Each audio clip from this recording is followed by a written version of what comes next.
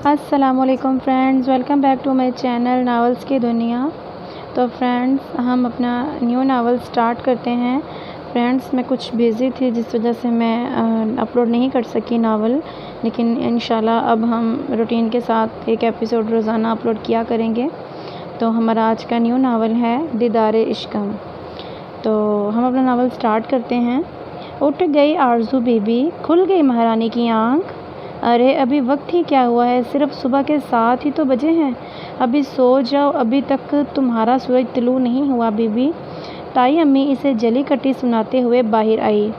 تائی امی، میں تو صبح سے جاگ رہی ہوں، آپ کمرے سے نکلی ہی نہیں، شاید اس لیے آپ کو پتہ نہیں چلا ہوگا، آرزو دھیمی آواز میں منمنائی۔ چٹاخ پدی سی لڑکی مجھے غلط کہتی ہے، تائی امی نے آگ بگولا ہوتی اس کے منہ پر تھپڑ مار گئی۔ نہیں تائی امی، میں نے تو آپ کو غلط نہیں کہا، آرزو روتے ہوئے بولی۔ 2 ٹکے کی لڑکی تو مجھ سے زبان لڑاتی ہے، ماں باپ خود تو مر گئے، اسے میرے سر باندھ گئے، نہ کام کی نہ کاج کی، دشمن اناج کی۔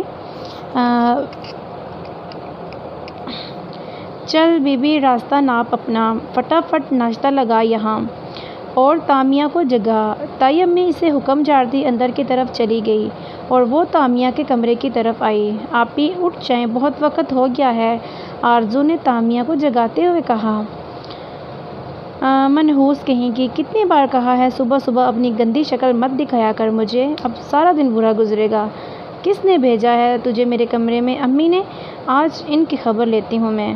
کتنے بار منع کیا ہے صبح صبح اسے میرے کمرے میں نہ بھیجا کریں، لیکن پھر منہ اٹھا کے آ جاتی ہے یہ۔ ایک تو پیدا ہوتے ہی اپنے ماں باپ کو کھا گئی، دوسرا ہمارے گلے پڑ گئی ہے۔ تامیہ کے چلانے کی آواز باہر آ رہی تھی۔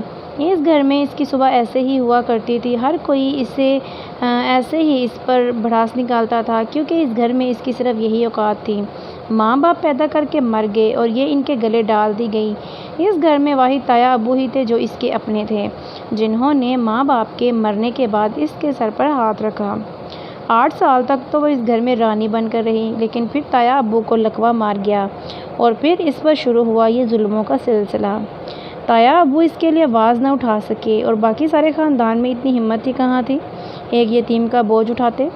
وہ ناشتہ لگاتے اپنے آنسو چھپانے کی کوشش کر رہی تھی، جبکہ تائی امی اور تامیہ ایک دوسرے کو دیکھ کر مسکرا رہی تھیں، کیونکہ آج بھی اس کے دل کو کوڑے مار کر انہوں نے اپنے دل کو تسکین پہنچائی تھی۔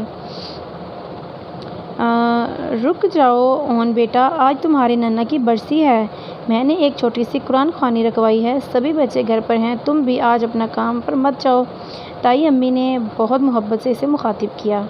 میرے یہاں رکنے سے آپ کی دیورانی کے ابا حضور زندہ ہو جائیں گے؟ نہیں نا، راستہ چھوڑے میرا، اور آج کے بعد اس طرح اسے روکیے گا نہیں۔ اچھے سے جانتا ہوں مجھے روکنے کے لیے کس نے کہا ہے۔ اس نے اندر سے آتی زبیدہ بیگم کو سخت نگاہ سے دیکھا۔ مجھے آپ کی دیورانی کے محروم ابا حضور سے کوئی مطلب ہے، نہ ہی اس کے اس شو آف سے، یہ سب تو صرف ایک بہانہ ہے، سیدھے سیدھے کہیں نا محلے کی عورتوں کے سامنے اپنی نئی گاڑی کے چوچلے کرنے ہیں۔ اور جہاں تک بات ہے قرآن خوانی کی، اگر آپ دل سے یہ کرواتی تو میں ضرور آتا، اور ایک بات یاد رکھیے، اپنے مطلب کے لیے اللہ کا نام استعمال کرنا چھوڑ دیں۔ آپ راستہ چھوڑیں میرا، ویسے بھی آپ کی دیورانی کے 4 بیٹے ہی ہیں یہاں، اور میری ضرورت تو آپ کی دیورانی کو پہلے بھی نہیں تھی، آگے بھی نہیں ہوگی۔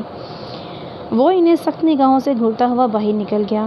بڑی ممی جی، اون بھائی تو چلے گئے، اب اکبر صاحب کی بیٹی کو کون دیکھے گا؟ کیونکہ یہ بات تو کلیئر ہے کہ اون بھائی اپنی مرضی کے خلاف شادی نہیں کریں گے، ہانیہ ان کے قریب آ کر بولی۔ اس لیے تو چاہتی تھی کہ اون رک جائے، لیکن پھر بھی یہ کام پر چلا گیا، اور جاؤ جا کر سمیر سے کہو کہ نئی والی گاڑی اندر گراج میں کھڑی کر دے، ہم قرآن خوانی کر رہے ہیں، زبیدہ کے ابا حضور کے لیے کوئی گاڑی کی شو آف تھوڑی نہ کر رہے ہیں۔ اب جو بھی تھا، بات تو اون کی صحیح تھی، ان پر اثر کر گئی تھی۔ ٹھیک ہے، میں سمیر سے کہتی ہوں، ہانیہ منہ بناتی اندر چلی گئی۔ زبیدہ تم دل پر مت لینا، تمہیں پتہ ہے آج کل ضرورت سے زیادہ چڑچڑا ہوا ہے۔ جانتی ہوں بھابھی، اور یہ بھی جانتی ہوں کہ یہ میری غلطیوں کا نتیجہ ہے۔ زبیدہ دوپٹے سے آنسو صاف کرتی اندر کی طرف بڑھ گئی۔ رشتہ ہمیں منظور ہے، اور ایک بات سن لو، ایک پھوٹی کوڑی نہیں ہے میرے پاس دینے کے لیے۔ رضیہ سامنے بیٹھے بشیر کو دیکھتے ہوئے بولی۔ ارے رضیہ آپا، مجھے کچھ نہیں چاہیے، مجھے تو بس آرزو چاہیے، بس اس دل میں آرزو کی آرزو ہے، پوری کر دو نا۔ وہ اپنے سینے پر ہاتھ رکھے لوفرانہ انداز میں بولا۔ ارے تو رشتہ پکا سمجھ، تیری بہن تیری خواہش کو ضرور پورا کرے گی میرے بچے۔ لیکن ماموں ابو مانیں گے اس رشتے کے لیے؟ تامیہ نے قریب ہو کر پوچھا۔ وہ کون ہوتا ہے نہ ماننے والا؟ خود تو بستر پر پڑا ہے، وہ کچھ کہہ نہیں سکتا۔ تم بالکل پریشان مت ہو، میری طرف سے یہ رشتہ پکا ہے، اور اس کی فکر مت کرو، عثمان سے بھی ابھی جا کے بات کر لوں گی، تم بس نکاح کی تیاریاں کرو۔ رضیہ یہ کہتے ہوئے اندر کی طرف آ گئی۔ بدبخت، تمہاری ہمت کیسے ہوئی میری بچی کا نکاح طے کرنے کی؟ عمر دیکھی ہے اس کی، 40 سے اوپر ہے، میری بچی تو ابھی 18 سال کی بھی نہیں ہوئی، اگلے مہینے ہو جائے گی تمہاری لاڈلی 18 سال کی۔ اور ویسے بھی آج ہی نکاح کر کے حوالے نہیں کر رہی، میں 1 مہینہ انتظار کروں گی، جہاں اتنا بوجھ اٹھایا ہے وہاں 1 مہینہ اور صحیح۔ رضیہ ڈٹائی سے بولی۔ ارے بدبخت عورت، مجھے نہیں کرنی اپنی بیٹی کی شادی تیرے بھائی کے ساتھ، وہ آوارہ آدمی میری بچی کو بیچ کھائے۔ میں اپنی بیٹی کی شادی ایسے انسان سے کروں گا جو اس کے قابل ہو۔ تایا ابو غصے سے بولے۔ ہاں ہاں، بستر پر لیٹے لیٹے سوچو اور دیکھو اپنی بیٹی کے سہانے خواب، ایسی لڑکیوں کے رشتے نہیں آتے، وہ تو میرے بھائی کا احسان مانو کہ دل آ گیا ہے اس پر۔ بکواس بند کرو، کیا تم اپنی بیٹی کا ہاتھ ایسے شخص کے ہاتھ میں دے سکتی ہو جو دن رات شراب میں ڈوبا رہے، جسے کھانے کا ہوش نہ پینے کا ہو نہ ہو، اپنا احساس نہ صحیح، اپنے انسان کو اپنی بیٹی کا ہاتھ دو گی؟ ہائے ہائے، اس منحوس بھتیجی کے لیے تم اپنی بیٹی کو بد دعا دے رہے ہو، شرم کرو۔ میں کسی کو بد دعائیں نہیں دے رہا، بس مجھے یہ رشتہ منظور نہیں۔ ٹھیک ہے، اگر تم اس رشتے کو قبول نہیں کرتے تو ٹھیک ہے، میں اور میرے بچے چلے جائیں گے یہاں سے ہمیشہ کے لیے، تم اپنی بھتیجی کے ساتھ رہو۔ میں اس لڑکی کو اس گھر میں مزید برداشت نہیں کر سکتی، بس بات ختم۔ ٹھیک ہے، اگر جانا چاہتی ہو تو چلی جاؤ، میں نہیں روکوں گا، میں اپنی بیٹی کو کبھی ایسے جاہل انسان کے حوالے نہیں کروں گا۔ سن رہی ہو تم؟ تایا ابو چلاتے ہوئے بولے۔ تایا ابو کے چلانے کی آواز باہر تک آ رہی تھی، وہ تو ہمیشہ سے ہی اس گھر پر بوجھ تھی، ہمیشہ سے ہی تایا ابو کے لیے مشکلیں پیدا کرتی رہی، اور آج اس کی وجہ سے ان کی بیوی اور ان کے بچوں انہیں چھوڑ کر جا رہے تھے۔ دماغ خراب ہو گیا ہے تمہارا تایا ابھی زندہ ہے، وہ لڑ سکتا ہے تمہارے لیے، خبردار جو ایسی بات دوبارہ کی تو۔ تایا ابو غصے سے بولے۔ نہیں تایا ابو، آپ میرے لیے نہیں لڑیں گے، میں نہیں چاہتی کہ میری وجہ سے اس گھر میں مزید کوئی بدمزگی پیدا ہو۔ بس تائی امی جہاں کہہ رہی ہیں آپ رشتے کے لیے ہاں کر دیجئے، مجھے منظور ہے، وہ آنسو صاف کرتے ہوئے بولی۔ لیکن تیرے تایا کو منظور نہیں ہے میری بچی، میں تیرے ساتھ اس طرح کا کوئی ظلم نہیں کرنے دوں گا، یہ لوگ تجھ سے دن رات کام کرواتے ہیں، تجھ پر ہاتھ اٹھاتے ہیں، اس کے لیے تو میں کبھی کچھ نہیں بول پایا، لیکن تیری زندگی برباد ہونے نہیں دوں گا۔ میں آپ سے کچھ مانگوں آپ دیں گے؟ آرزو روتے ہوئے بولی۔ ہاں میری بچی، تو کیا چاہتی ہے بتا تو صحیح۔ تائی امی کو گھر چھوڑنے مت دیجیے گا پلیز، میں یہ بوجھ نہیں سہ سکوں گی، آپ رشتے کے لیے ہاں کر دیں، مجھے منظور ہے۔ وہ تایا ابو کے گلے لگ کر پھوٹ پھوٹ کر رونے لگی۔ وہ کالج کے لڑکے والے کیس کا کیا ہوا؟ اوہن نے اندر قدم رکھتے ہوئے پوچھا۔ ہاں، اس کی ڈیٹیل نکال کر میں نے آپ کے آفس میں رکھی ہے، آپ چیک کر لیجیے گا۔ تم تو چھٹیوں پر جانے والے تھے، گئے کیوں نہیں؟ اوہن نے اپنی کرسی پر بیٹھے ہوئے پوچھا۔ جی سر، آج سے میں چھٹیوں پہ جا رہا ہوں، وہ تو میں آپ کو یہ کارڈ دینے آیا تھا۔ کنسلٹنٹ نے کارڈ ٹیبل پر رکھا۔ شادی مبارک ہو، میں آنے کی کوشش کروں گا۔ اوہن نے کارڈ دیکھا۔ سر ایک پرسنل سوال پوچھوں؟ برا نہیں مانیں گے؟ یہ وقت پرسنل سوالوں کا نہیں ہے ریان، لیکن پوچھ لو، برا نہیں مانوں گا، وہ مسکراتے ہوئے بولا۔ اب شادی کب کریں گے؟ ریان نے معصومیت سے پوچھا۔ کیوں، تم نے میری شادی پر بھنگڑے ڈالنے ہیں؟ بھنگڑے بھی ڈال لیں گے سر، اب شادی تو کریں، ریان نے مسکرا کر کہا۔ جب کوئی لڑکی لگے گی اس قابل، شادی کر لوں تو کر لوں گا، انہوں نے مسکرا کر جواب دیا۔ سر آپ کو کس ٹائپ کی لڑکی چاہیے؟ میرا مطلب ہے آپ کی بڑی امی کہہ رہی تھیں کہ پوچھ لو، ریان بولا۔ اب وہ بات کی تہہ تک پہنچا تھا۔ تم فکر مت کرو ریان، انہیں میں خود جواب دے دوں گا، اب تم جاؤ۔ اسے جانے کا آرڈر دے کر وہ پھر سے اپنے کام میں مصروف ہو گیا۔ انہیں روکیں تایا ابو، میں آپ کے آگے ہاتھ جوڑتی ہوں، پلیز انہیں گھر چھوڑ کے جانے مت دیں۔ آرزو تایا ابو کے سامنے ہاتھ جوڑتی تائی کی طرف بھاگی۔ بند کر یہ ڈرامے، تیری وجہ سے ہی ہوا ہے یہ سب کچھ، تیری وجہ سے ہی تو میرا شوہر مجھے گھر سے نکال رہا ہے۔ یہی چاہتی تھی نا بس، جس دن سے آئی ہے میرا سکون برباد کر رکھا ہے تو نے، میں تجھے کبھی معاف نہیں کروں گی۔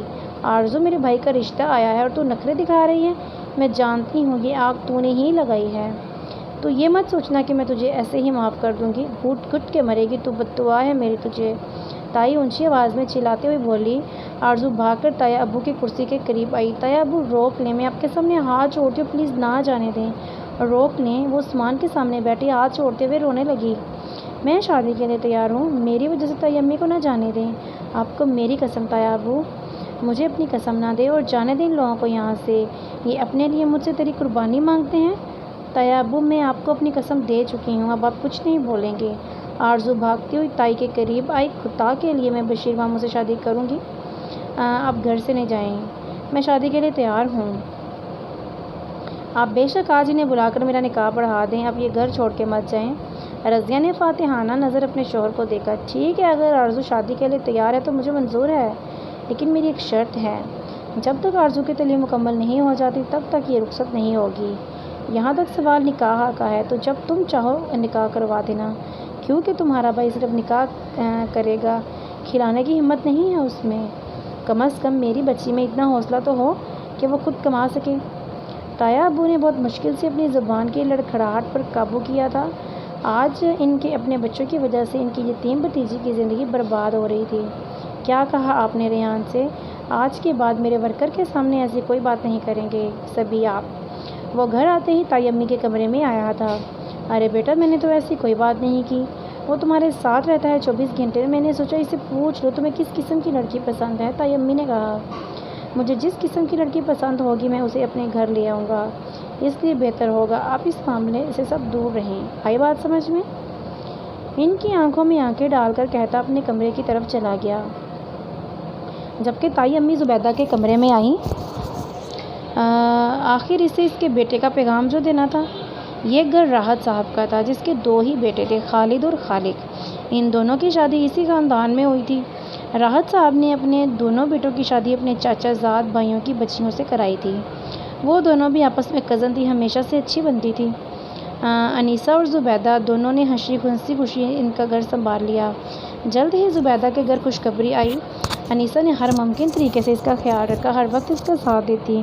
زبیدہ کے گھر 4 بیٹے اور پیدا ہوئے، ان کا گھر ان کے بچوں سے مہکتا خوشگوار ہو گیا تھا، جبکہ انیسہ کی طرف سے کوئی خبر نہ آئی۔ علاج کروانے کے بعد ڈاکٹروں نے بتایا کہ انیسہ کبھی ماں نہیں بن سکتی۔ انیسہ کے لیے یہ صدمہ بہت بڑا تھا، وہ اندر ہی اندر گھٹنے لگی۔ اسے زبیدہ کے بچے اچھے لگتے تھے، وہ ان کے ساتھ وقت گزارنا چاہتی تھی، لیکن زبیدہ کو اپنے بچوں کو اپنے ساتھ لگانے کی عادت تھی۔ اسے پسند نہیں تھا کہ اس کے بچوں کو کوئی دوسرا اس طرح سے زیادہ پیار کرے، اس لیے آہستہ آہستہ اسے بے اولادی کے طعنے مارنے لگی۔ اس کے طعنے انیسہ کو دل کو لگتے لیکن خاموش ہو جاتی۔ وہ اپنی اس کمی کا کچھ نہیں کر سکتی تھی۔ اس طرح پتہ چلا کہ زبیدہ پھر سے ماں بننے والی ہے، جس پر خالق کا کہنا تھا کہ مزید بچے نہیں چاہتے اور نہ ہی وہ مزید کوئی ذمہ داری اٹھا سکتا ہے۔ زبیدہ کو بھی مزید بچے کی خواہش نہ تھی، اس لیے ہر ممکن طریقے سے اس بچے کو دنیا میں نہ لانے کا سوچا، لیکن جس کی روزی خدا نے دنیا میں لکھی ہو وہ دنیا میں ضرور آتا ہے، اور اون بھی ایک ایسا ہی بچہ تھا۔ اس کی پیدائش پر زبیدہ کو کافی تکلیف سہنی پڑی، جبکہ انچاہی اولاد ہونے کی وجہ سے زبیدہ اور خالق دونوں نے اس پر دھیان نہ دیا۔ جب اسے والدین کی ضرورت تھی تب وہ اس سے دور رہتے۔ وہ 7 سال کی عمر میں ہی سمجھ گیا تھا کہ اس گھر میں اس کی اہمیت ویسی نہیں جیسی باقی بچوں کی ہے۔ دادا ابا اسے بہت پیار کرتے تھے۔ گھر میں اپنی اہمیت نہ دیکھتے ہوئے وہ 10 سال کی عمر میں ہاسٹل چلا گیا۔ وہ گھر نہیں آتا تھا، اسے سب لوگوں سے عجیب سے چڑ تھی۔ سب سے زیادہ خار وہ حارث سے کھاتا تھا، جو اس کی ماں کا سب سے لاڈلا بچہ تھا۔ جب اون ان سے دور ہونے لگا تو انہیں بھی احساس ہونے لگا کہ وہ ان کی غیر ذمہ داری کی وجہ سے ان سے دور ہو رہا ہے۔ دادا اکثر گھر میں یہ بات چھیڑ دیتے تو نتیجہ یہ نکلتا کہ وہ آپ کا لاڈلا ہے اس لیے اس کی بہت سائے لیتے ہیں، جبکہ سب سے چھوٹا بگڑا ہوا وہی ہے۔ بابا کو اکثر ہی اون کی وجہ سے کافی سننی پڑ جاتی، جس کی وجہ سے وہ اون کو ڈانٹ دیتے اور پھر اون سوچتا کہ اس سے کوئی پیار نہیں کرتا۔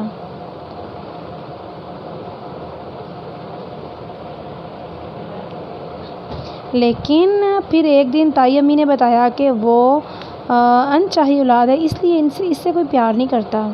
اون کے چھوٹے ذہن میں یہ جھٹکا بہت تھا، لیکن انیسہ کی نیت ایسی نہ تھی۔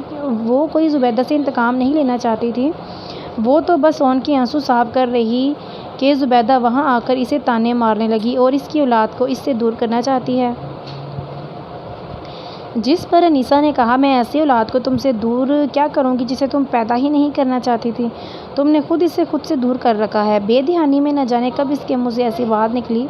اون اس لفظ کا مطلب نہیں سمجھا تھا، لیکن گالی سے کم نہ لگی اور اون کی دنیا ہل گئی۔ اسے اپنی ذات سے نفرت ہونے لگی۔ ایک انچاہی اولاد یہ سوچ کر بھی اسے خود سے نفرت کرنے پر مجبور کر دیتی۔ بعد میں انیسہ کے گھر بھی باری باری 2 بیٹیاں پیدا ہوئیں۔ بے اولادی کا وہ طعنہ ختم ہو گیا، لیکن اون کی زندگی پر لگا انچاہی اولاد کا الزام نہ ختم ہوا۔ پھر وہ بدتمیز ہو گیا، ہر بات میں گھر والوں سے لڑائی جھگڑا کرنے لگا۔ شروع میں اس نے بہت مار کھائی، پھر دادا نے اسے بچانے کے لیے اسے ہاسٹل بھیج دیا۔ وہ گھر میں دادا کا لاڈلا مشہور تھا۔ سب بچے دادا کے قریب ہونے کی کوشش کرتے، لیکن اون انہیں سب سے زیادہ پیارا تھا۔ بہت چھوٹی عمر میں ہی ان کے جذبات سے آگاہ ہوتے گئے۔ دادا یہ بات سمجھ چکے تھے کہ اپنی چھوٹی سی عمر میں وہ بہت بری باتوں کا مطلب سمجھ چکا ہے۔ اس نے ایک جگہ پڑھا تھا، اس عورت کو ماں کہلانے کا حق نہیں جو اپنی اولاد کو قتل کرنا چاہے۔ اس دن کے بعد اس نے زبیدہ کو ماں کہہ کر نہیں پکارا تھا۔ وہ سب سے زیادہ بدتمیزی بھی وہ اسی سے کرتا تھا۔ باقی گھر میں کسی کو منہ لگانا پسند نہیں کرتا تھا، لیکن ماں کو جلانے کے لیے تائی کے قریب رہتا تھا کہ کبھی کبھی اسے منہ نہیں لگایا تھا۔ اس کی ماں سے نفرت دے کر وہ زبیدہ کو سب سے زیادہ عزیز تھا۔ زبیدہ اسے اہمیت دینے لگی، گھر میں سب سے زیادہ اسے چاہنے لگی، لیکن اسے اس اہمیت کی ضرورت نہ تھی، کیونکہ اب اون کے دل میں اس کے لیے کوئی گنجائش نہ بچی تھی۔ گھر میں سب اسے کہتے ہیں اون اتنا بے حس ہے کہ اگر اس کی ماں مر بھی جائے تو وہ اس کے قریب نہیں آئے گا، لیکن ان سب بچوں کی نفرت کا نشانہ جب بنا جب دادا نے مرنے سے پہلے اپنا گھر اون کے نام لکھ دیا۔ اس کے بعد سب ہی بہن بھائیوں کو اس سے چڑ ہونے لگی۔ تایا ابو کو لگتا تھا کہ اس کے ساتھ ناانصافی ہوئی ہے، وہ اس لیے اسے نفرت کرتے تھے، جبکہ ابو کا کہنا تھا کہ ان باقی بچوں کے ساتھ ناانصافی ہوئی ہے، لیکن ان سب کے باوجود بھی اون کو ان سب کی بات سے کوئی فرق نہ پڑا تھا۔ دادا کے مرنے کے بعد اس پر جو کچھ پابندیاں تھیں وہ بھی ختم ہو چکی تھیں۔ وہ اب زیادہ بدتمیز ہو چکا تھا، وہ کسی سے کوئی بات نہیں مانتا تھا۔ پڑھائی میں اب سارے بہن بھائیوں میں سب سے زیادہ ہوشیار تھا۔ ابا اسے ڈاکٹر بنانا چاہتے تھے، لیکن اس نے پولیس جوائن کر لی۔ سب کچھ طے پا چکا تھا۔ آج جمعے آرزو کا نکاح تھا۔ امی، یہ تو نکاح کے بعد بھی رخصت نہیں ہوگی، ابا نے کہا ہے، جب تک اس کی پڑھائی مکمل نہ ہو جائے تب تک یہ یہیں ہمارے سینوں پر مونگ دلے گی۔ تامیہ نے رضیہ کے قریب بیٹھتے ہوئے کہا، ارے میری بچی، فکر مت کر، ایک بار نکاح ہوئے پھر تو دیکھ میں کیسے اسے یہاں سے رفو چکر کرتی ہوں۔ 40 سال کا ہو گیا ہے بشیر، اب تک شادی نہیں ہوئی، ہر دوسری عورت کو دیکھ کر آہیں بھرتا ہے۔ اس دن میں نے باتوں ہی باتوں میں ذکر چھیڑ دیا کہ تمہارا نکاح تو آرزو کے ساتھ بھی ہو سکتا ہے، پھر تو پیچھے ہی پڑ گیا۔ ہائے بیچاری آرزو کتنی خوبصورت ہے اور کس کے پلے پڑ رہی ہے، تامیہ نے ہنستے ہوئے کہا۔ اس کی ماں بھی ایسی ہی تھی، اس لیے تو جہاں زیب کا دل اس پر آ گیا تھا، ہر ایک اور کالج سے ایک دن اچانک نکاح کر کے لے آیا۔ پھر کیا تھا، خاندان میں کسی نے قبول ہی نہیں کیا، اس کو گھر سے نکال دیا، اور پھر ایک دن خبر ملی کہ جہاں زیب اور اس کی بیوی ثمینہ کا ایکسیڈنٹ ہو گیا ہے، یہ منحوس بچ گئی اور وہ دونوں مر گئے، اور تمہارے ابا اس پر ترس کھا کر یہاں لے آئے، اور اس دن سے یہ میرے سینے پر ناچ رہی ہے، رضیہ نے بتایا۔ بس امی، اب تو جان چھوٹ رہی ہے اس سے، اور لگے ہاتھوں ماموں کا بھی کام ہو گیا، بیوی بھی مل گئی اور مفت کی نوکرانی بھی۔ بڑی آئی اپنے آپ کو مجھ سے زیادہ خوبصورت سمجھتی ہے، 2 ٹکے کی لڑکی، میرے باپ کے پیسے پر پلنے والی۔ تامیہ زبان سے زہر اگلتی اٹھ کر اپنے کمرے میں چلی گئی۔ جب کچن میں تائی امی کے لیے چائے بناتی آرزو اپنے ماں باپ کے ذکر پر تڑپ اٹھی تھی۔ ایسے کیسے اس جمعے نکاح رکھ لیا؟ ہم بھی اس کے کچھ لگتے ہیں، ہمیں بتائے بغیر کیسے اس کی شادی کر رہے ہیں آپ؟ زبیدہ نے فکر مندی سے کہا۔ ارے بس بس، سال سال تو اپنی بھتیجی کی کبھی خبر نہ لیتی ہو تم، اور اب جب ہم اچھے طریقے سے اس کا نکاح کر رہے ہیں تو تمہیں رشتہ داریاں یاد آ گئی ہیں؟ رضیہ نے غصے سے کہا۔ نہیں بھابھی، ایسی بات نہیں ہے، میں تو بس یہ کہہ رہی ہوں کہ وہ بہت چھوٹی ہے، 18 سال کی بھی نہیں ہے۔ اس طرح سے اچانک نکاح؟ صرف نکاح کر رہے ہیں، ابھی رخصتی نہیں ہوگی، رخصتی پڑھائی کے بعد ہی کریں گے۔ بس تم اس جمعے کو نکاح پر آ جانا، یہی بتانے کے لیے فون کیا تھا۔ بس اتنا کہہ کر رضیہ نے فون رکھ دیا۔ پرسوں جمعہ تھا۔ زبیدہ تو یہ سوچ کر پریشان ہونے لگی کہ ابھی کل تک تو اس کی بھتیجی بچی تھی اور آج اچانک اس کا نکاح ہو رہا ہے۔ اللہ میری بچی کے نصیب اچھے کرے۔ جب آرزو کے والدین کا انتقال ہوا، زبیدہ کے مالی حالات ایسے نہ تھے کہ وہ کسی اور بچے کا بوجھ اٹھا سکے، اور پھر عثمان بھائی نے اس کے سر پر ہاتھ رکھ دیا تھا۔ یہ بھی سچ تھا کہ جتنے اچھے طریقے سے اپنے تایا کے گھر پر رہتی ہے، اتنے اچھے سے پھپھو کے گھر پر نہیں رہ سکتی تھی۔ لیکن پھر جب انہیں پتہ چلا کہ عثمان کو لقوہ ہونے کے بعد اس کی حیثیت ایک نوکرانی سے زیادہ کچھ نہیں، تو وہ اپنی بھتیجی کو لینے جا پہنچے، جس پر رضیہ نے انہیں ذلیل کر کے نکال دیا کہ پہلے ہم کھلاتے پلاتے رہے ہیں، اب کسی کام کاج کے لائق ہوئی ہے تو اسے تم لے جا رہی ہو۔ زبیدہ کو یہ سوچ کر افسوس ہوا کہ رضیہ کو 8 سال کی آرزو کام کاج کے لائق لگی تھی، لیکن وہ کچھ نہیں بول سکتی تھی۔ عمر یار، میں کچھ نہیں خرید رہا اور نہ ہی میں ریان کی شادی پر جانے میں انٹرسٹڈ ہوں، اس لیے مجھے اپنے ساتھ گھسیٹنے کی ضرورت نہیں، تو اکیلے جا اور کچھ لے لینا، کچھ خرید کے لے آ۔ اون یار، کیا ہو گیا ہے تجھے؟ ریان نے کتنے خلوص سے ہمیں شادی پر بلایا ہے، اور ہم نہیں جائیں گے تو اسے کتنا برا لگے گا۔ عمر نے سمجھانے کی کوشش کی۔ بس بات ختم، اور ویسے بھی آج کوئی خاص کام بھی نہیں ہے، وہ 4 دن میں شادی ہے، تو یہ کام نپٹا کر مجھے باہر مل، کیونکہ ریان نے شادی پر فیملی کے ساتھ بلایا ہے، اور مصباح کی طبیعت ٹھیک نہیں ہے، اس کی چیزیں بھی لینے میں نے ہی جانا ہے۔ عمر نے کہا۔ مطلب تو لیڈیز شاپنگ کرے گا اور میں تیرے ساتھ رہوں گا؟ اون نے اسے گھورا۔ یار تو بھی کر لینا میری ہونے والی بھابھی کے لیے۔ عمر نے آنکھ ماری، جس پر اون مسکرایا۔ ایک عمر ہی تھا جس کی بات کا وہ کبھی برا نہیں مانتا تھا، اس کے بچپن کا دوست، اس کے ہر راز کا ساتھی۔ ہاں، پیسے پیڑ پر اگتے ہیں نا کہ تمہیں اٹھا کر دے دیں۔ دن بدن اس کے خرچے بڑھتے ہی جا رہے تھے، کبھی داخلے کے پیسے، کبھی داخلے کے فارم کے پیسے، کبھی یہ فوٹو کے پیسے۔ تائی امی نے بڑی مشکل سے اپنے دوپٹے کے ساتھ باندھے 200 روپے نکال کر اس کی طرف پھینکے، اور امی کو اسے پیسے دیتے دیکھ کر تامیہ جلدی سے باہر آئی تھی۔ تامیہ اپی پلیز میرے ساتھ چلے، مجھے پاسپورٹ سائز پکچر بنوا کر داخلے کے فارم پر لگانی ہے۔ اس سوموار کو آخری ڈیٹ ہے، اس کے بعد میرا داخلہ نہیں جائے گا، آرزو نے بے بسی سے کہا۔ ہاں امی، جمعے کو اس کا نکاح ہے، مجھے بھی کوئی نیا سوٹ دلوا دیں، میں پرانے کپڑے تھوڑی پہنوں گی اپنے ماموں کی شادی میں۔ تامیہ نے لاڑ سے اس کے گلے میں باہیں ڈالی۔ ہاں ٹھیک کہتی ہے، میں تجھے دیتی ہوں پیسے، تو اپنے لیے 2 سوٹ لے لینا، اور اس کے لیے بھی نکاح کا 1 سوٹ لے آنا۔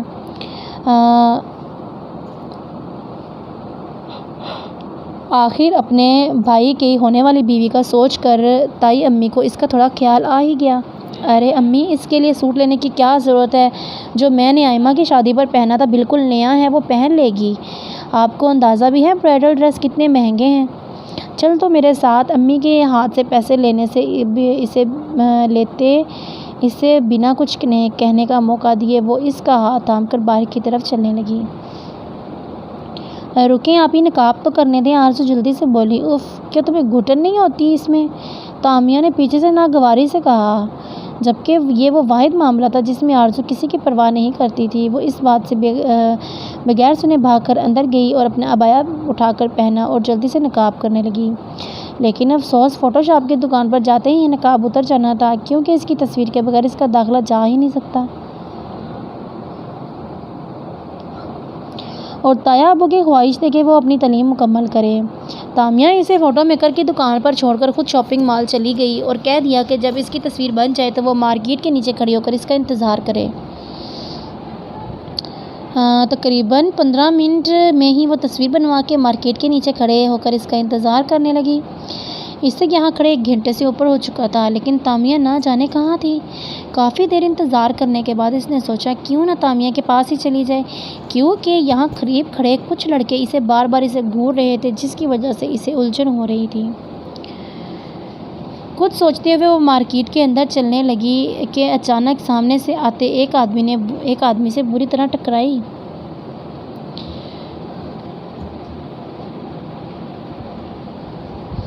وہ اس سے معافی مانگنے لگی، جبکہ وہ آدمی زمین پر بیٹھا اپنی چیزیں سمیٹنے لگا۔ اس کے ساتھ ایک اور آدمی بھی کھڑا تھا۔ "آئی ایم ریئلی سوری، میری غلطی کی وجہ سے ہوا ہے یہ"۔ اون نے اپنے بالکل قریب سے آواز سنی۔ اسے ایسا لگا جیسے کوئی اپنا سا پکار رہا ہو۔ اون کے دل نے اسے دیکھنے کی خواہش کی، مگر اس نے نظریں اٹھا کر اس کی طرف دیکھا، لیکن نقاب میں ہونے کی وجہ سے اس کا چہرہ نہیں دیکھ پایا۔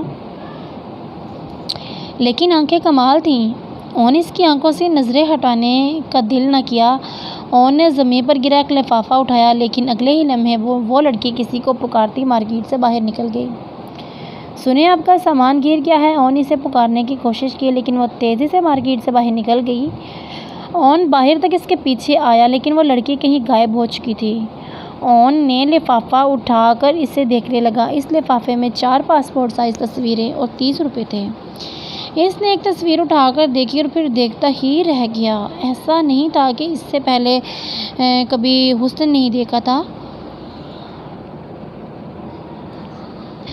لیکن اس قدر معصومیت، اسے 100% یقین تھا کہ یہ تصویر اسی لڑکی کی ہے۔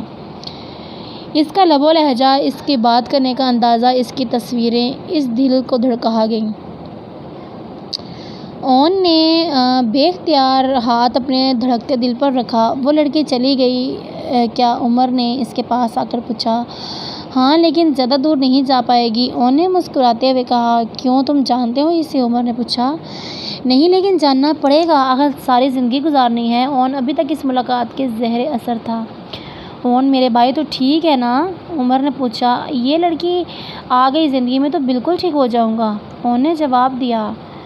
"نام بھی جانتا ہے اس کا"؟ "جو پہلی نظر میں مجنوں بن گیا ہے"۔ عمر نے کہا۔ "مس عثمان"۔ اون نے لفافے کے پیچھے سے نام پڑھا، پھر مسکرایا۔ "میں اس مس عثمان کو مسز اون بنانے میں کم سے کم وقت لگاؤں گا۔ مجھے اس لڑکی کا ایڈریس چاہیے"۔ اون نے سیریس انداز میں کہا۔ "اون، تو نے اسے ٹھیک سے دیکھا بھی نہیں ہے، صرف ایک تصویر کی بنا پر تو کیسے کہہ سکتا ہے کہ تو اس سے شادی کرے گا؟ پھر ایک تصویر ہے، تصویر سے محبت نہیں ہوتی"۔ عمر ابھی بول ہی رہا تھا، اون نے اس کا ہاتھ پکڑ کر اپنے دل پر رکھا۔ آج تک یہ دل کسی کے لیے اتنے زور سے نہیں دھڑکا۔ یقین کریں، اسے میرے لیے بنایا گیا ہے، ورنہ مجھے یہ اشارہ نہیں ملتا۔ اون نے تصویر کی طرف دیکھا۔ عمر نے تصویر دیکھنے کی کوشش کی، لیکن ان نے اپنی مٹھی میں رکھ لی۔ "حد میں رہ بھابھی ہے تیری"۔ اون نے گھورا اسے دیکھا۔ "ابھی تصویر نہیں دکھائے گا تو ڈھونڈے گا کیسے اسے"؟ عمر نے گھورا۔ "رہنے دے، میں خود ڈھونڈ لوں گا"۔ اون مسکراتے ہوئے ساتھ لے کر آگے بڑھ گیا، جبکہ عمر کو یہ پہلی نظر والے پیار کا کنسیپٹ کچھ سمجھ نہ آیا تھا۔ "ویسے ایک بات تو بتا، اسے کہاں سے ڈھونڈے گا اس لڑکی کو؟ ایک بار تصویر ہی دکھا دے، شاید میں اسے جانتا ہوں"۔ عمر نے ساتھ چلتے ہوئے کہا۔ "کیونکہ وہ جو میری شاپ پہ جا رہا تھا، جہاں سے وہ ابھی آئے تھے"۔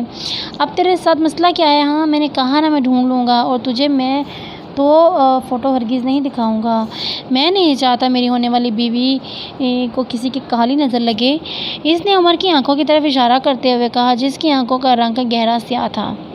"استغفراللہ، میرے اللہ، میری نظر اور کالی"۔ "او بھائی، رنگ اور نیت میں فرق ہوتا ہے، اور میری بھابھی جیسی ہے"۔ عمر نے اسے دلاسا دیتے ہوئے کہا۔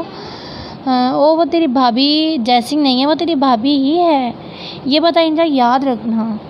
"لیکن ہم واپس کیوں جا رہے ہیں، یہ تو بتا"۔ اسے واپس شاپ کی طرف جاتا دیکھ کر وہ پوچھنے لگا۔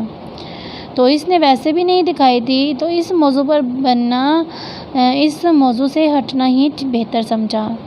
"یار، پہلی بار دیکھی ہے تیری بھابھی، اس کے لیے کوئی گفٹ تو لوں گا"۔ اون نے کہا۔ جبکہ عمر منہ کھولے کھڑا تھا، آخر ایک ہی دن میں اس آدمی کو کیا ہو گیا ہے؟ کل تک تو یہ شادی کے نام سے بھاگ رہا تھا، اور اب یہ تیری بھابھی کیے جا رہا ہے۔ اس نے اس شاپ سے ایک خوبصورت سا بریسلٹ لیا۔ کیسا ہے؟ اس نے عمر کو دکھاتے ہوئے پوچھا۔ بہت خوبصورت ہے۔ مس عثمان کو نصیب کرے، عمر نے مسکرا کر کہا۔ مس عثمان نہیں، مسز آن۔ میں برداشت نہیں کر سکتا اس کے نام کے ساتھ کسی اور کا نام، آن نے آنکھیں دکھاتے ہوئے کہا۔ عثمان ضرور اس کا باپ ہوگا، عمر نے جھٹلا کے کچھ کہا۔ لفافے پر مس عثمان لکھا تھا، مسز عثمان نہیں۔ جو بھی ہو، لیکن اب وہ مسز آن بن کر رہے گی، آن نے مسکرا کر کہا۔ تو عمر بھی مسکرا دیا۔